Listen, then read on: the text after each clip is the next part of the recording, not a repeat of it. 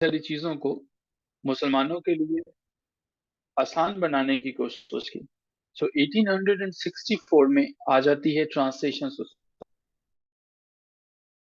जिसका बुनियादी काम ही यही था कि आप ट्रांसलेट करके दें, उन तमाम चीजों को ट्रांसलेट करें।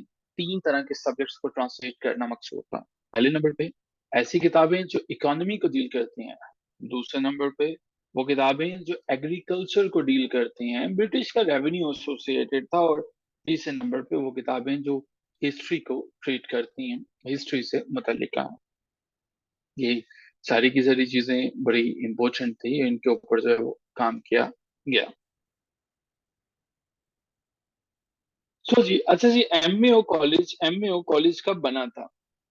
एक क्वेश्चन आया है कि एमएओ कॉलेज कब बनाया गया था, 1870 में या 1875 में? ये बताइएगा, कब बनाया गया था जी एमएओ कॉलेज, जिनका लॉर्ड लेथन ने जो है वो इनॉग्रेट किया था?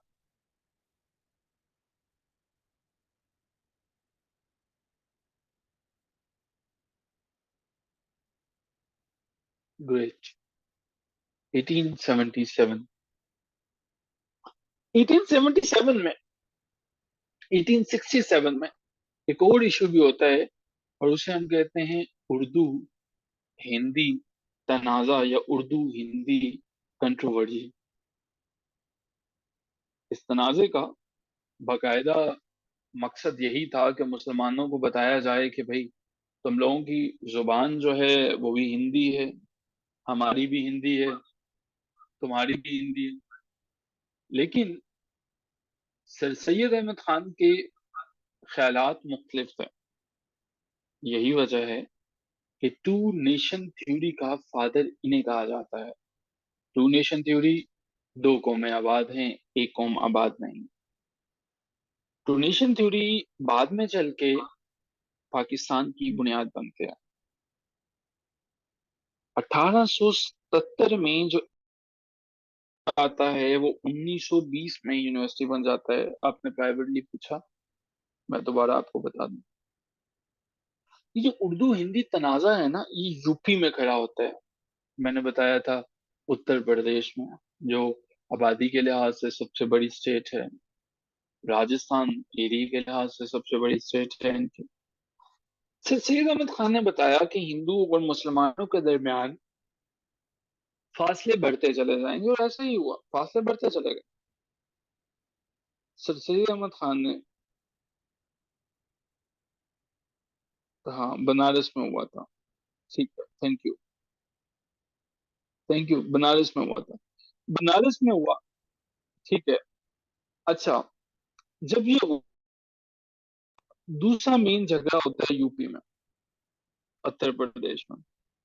उत्तर प्रदेश में बेसिकली, उत्तर प्रदेश का जिक्र मैं इसलिए यहाँ पे करूंगा कि जो गल्फ ऑफ डिफरेंसेस थे, जो फासले थे दरमियान में, वो बढ़ते चले गए। और ये फासले में आगे चल के हम देखेंगे, यूपी में ये जो उर्दू हिंदी, जब तक ये हमारे पास बनारस में था, वहां पे ये कन्फ्लिक्ट था। जब ये यूपी में आता है, ये हमारे पास कंट्रोवर्जी बन जाता है। यानी कि टू नेशन थ्योरी जो है, उसकी बुनियाद जो है वो यहाँ पे हमारे पास आ जाती है। यहाँ से ऑनवर्ड्स जो चीजें हैं वो एक बड़ी स्मूथ वे में चलती हैं। सर सैयद अहमद खान ने मुसलमानों को मना कर दिया है कि भाई कांग्रेस आप ज्वाइन नहीं करो, क्योंकि कांग्रेस जो है वो हिंदुओं की तंजीम है। उन्होंने कहा कि अगर आपको ज्वाइन करना है तो हम कोई अपनी तंजीम बनाते हैं और उसमें ज्वाइन करते हैं। देखिए, असल में यहाँ पे ब्रिटिश के लिए भी चीजें मुश्किल हो रही थी। एक यूनाइटेड कांग्रेस जो है, उसको, अगर वो अपने सारे के सारे पॉइंट्स जो हैं, सारे के सारे मुतालबात इनके सामने रखते थे, उसको डील करना मुश्किल था। ब्रिटिश का हमेशा से एक रूल रहा है, डिवाइड एंड रूल, तोड़ दो और इनके ऊपर हुकूमत करो। कुछ ऐसा ही था। सर सैयद अहमद खान दोनों तरफ से शुरू हो गए। कहा जाता है कि सर सैयद अहमद खान को एक टाइटल दिया गया था बाद में, टाइटल ऑफ नाइटहुड। ये वो वाला नाइट है जो जंगों में लड़ा करते थे। Knight, KNIGHT, knighthood. नाइटहुड का टाइटल इन्हें 1888 में दिया जाता है। सर सैयद अहमद खान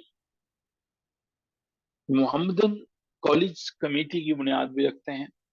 अब कुछ रैंडम चीजें जो पिछले पेपर्स का हिस्सा रही हैं, इनको भी नोट करते चले जाइएगा।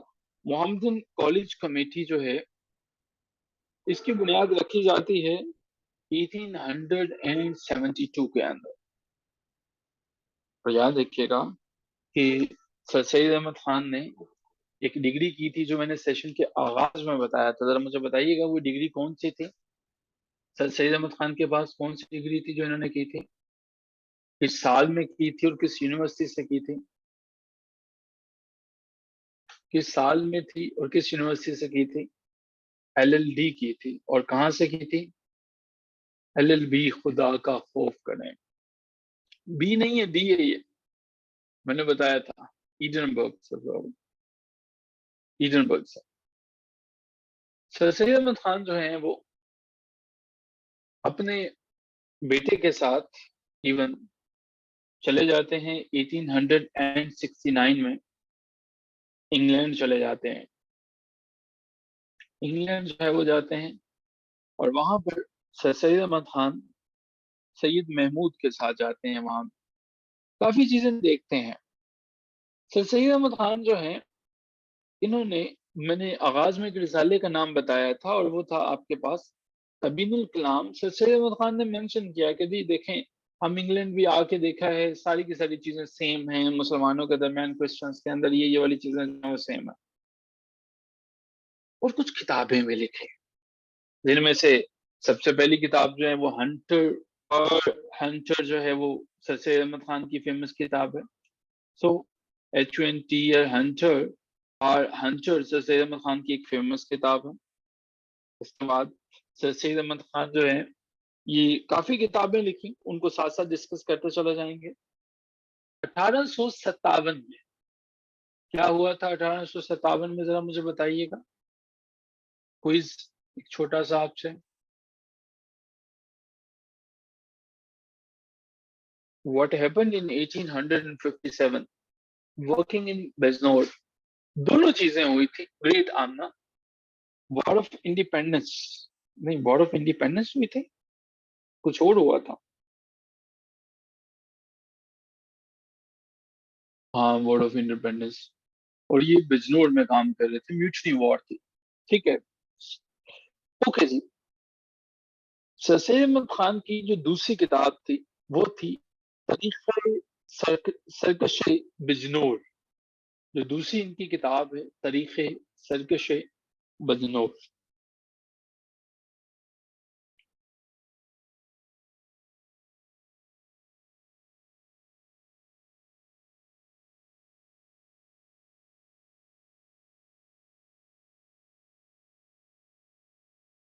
1878 सर सैयद अहमद खान की जिंदगी में एक तब्दीली आती है। ऐसा नहीं है कि ये तहरीक इंसाफ को ज्वाइन कर लेते हैं और उनकी जिंदगी में तब्दीली आ जाती है। सर सैयद अहमद खान जो है वो मेंबर बनते हैं और अब की दफा इंपीरियल लेजिस्लेटिव काउंसिल के मेंबर बनता है। Important question, imperial legislative council के।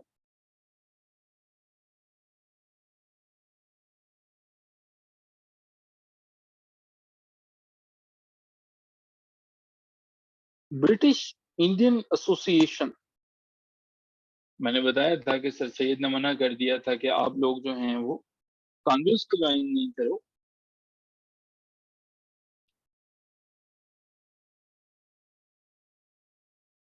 ब्रिटिश इंडियन एसोसिएशन जो है वो, इसका वजूद आता है साल 1866 में।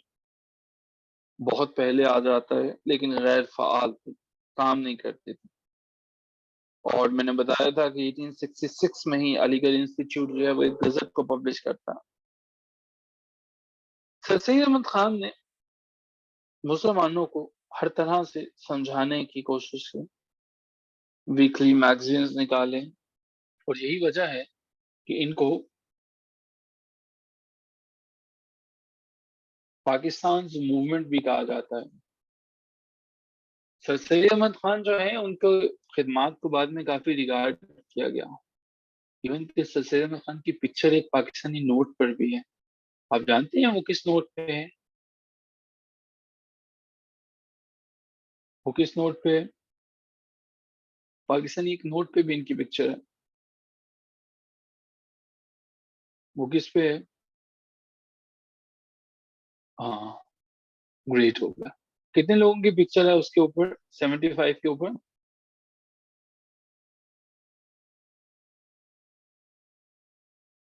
3 लोगों की है। जैनब एक बंदा जो है वो आप निकाल रहे हैं, और वो बड़ा इंपॉर्टेंट बंदा था सियालकोट से। मार्कोड अकेले ही तीनों चारों के बराबर है। ग्रेट हो गया। अच्छा, ये कब आगाज किया गया था? 17 ये 30 सितंबर 2022 को इसका जो है वो ये नोट सर्कुलेशन में आ जाता है। ठीक है, 30 सितंबर 2022 को। ओके जी। सो इन्हें फादर ऑफ पाकिस्तान मूवमेंट भी कहा जाता है। सर सैयद अहमद खान जो है, मैंने बताया था कि 3 सब्जेक्ट्स, 3 मौजुआत के ऊपर किताबें जो है वो पब्लिश किया करते थे। वो कौन कौन से सब्जेक्ट्स थे जिनके ऊपर ये किताबें लिखा करते थे?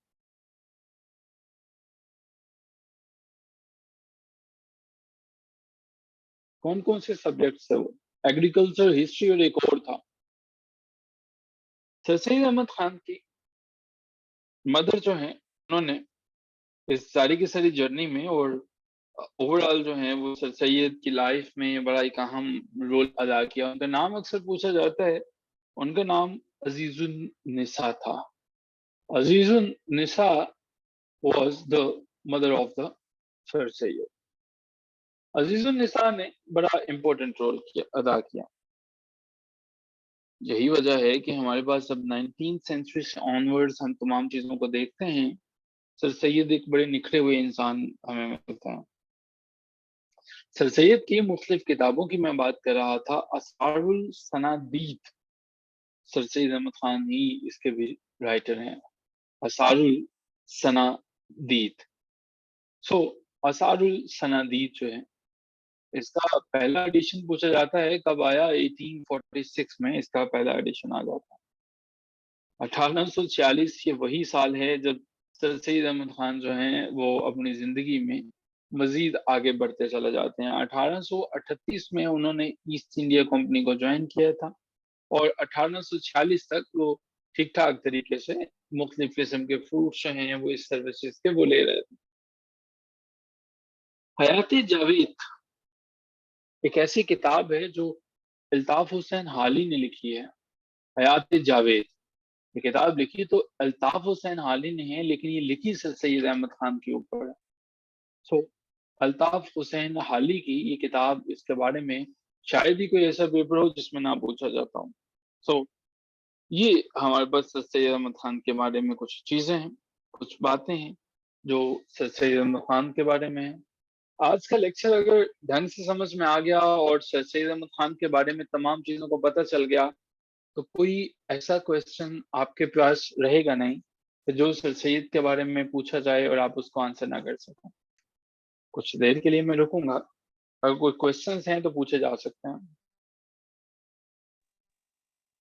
कोई क्वेश्चंस हैं तो उन्हें पूछा जा सकता है। Otherwise that's all for the day, enough for the day. हम सर 10 पॉइंट बता दें। 10 पॉइंट क्या है जी? 1878 में इंपीरियल लेजिस्लेचर काउंसिल के मेंबर बने था। लास्ट पॉइंट जो है जी, हयात जावेद एक किताब है जो अल्ताफ हुसैन हाली ने लिखी थी, लेकिन ये लिखी सर सैयद अहमद खान की लाइफ के ऊपर थी। सर सैयद के गले में एक रुमाल बंधा रहता था सर। नहीं, पता नहीं गले में था या सर के ऊपर था। अब ये तो अजीजुल निसाई बता सकती हैं कि वो रुमाल क्यों बांध के रखते थे। शायद उन्हें दुख था कि पाकिस्तान जो है वो 75वीं सालगिरह पे एक नोट बनाएंगे, और हम लोग जो हैं वो मिल के जो है वो एक मार्कोल का मुकाबला नहीं कर सकेंगे ऑन ए लाइटर नोट में भी। तो सर सैयद के गले में रुमाल बंधा के रहता था। ये मेरे पास इसका नॉलेज नहीं है। ये इम्तिहान में ये सवाल आया था जी। एग्जामिनर कुछ भी बता सकता है। वो सुहेल अजीजी गालिबन उसने कहा है ना कि वो पूछता है कि नूरजहां के मकबरे के पीछे जो बरगद का दरख्त है उसके ऊपर जो है वो फल कौन सा लगा हुआ है, वगैरह वगैरह। तो ये पूछने वाला सवाल है नहीं कि रुमाल बंधा रहता था या नहीं रहता था। अब कल को पूछ लेंगे कि सर सैयद अहमद खान बोर्जन के जूता पहनते थे या सर्विस का पहना करते थे, ठीक है? सर सैयद अहमद खान जो है वो ज़िंगर पसंद किया करते थे या शवारमे का टेस्ट था, वो केचप कौन-सी वाली खाते थे। It is something this is beyond understanding है। वो इवन कोई भी पूछ रहा है, वो पीपीएससी पूछ रहा है, एफपीएससी पूछ रहा है, तो ये सर सैयद अहमद खान को पिज़्ज़ा कौन-सा अच्छा लगता था? सर सैयद अहमद खान जो है वो कोक के दुश्मन थे।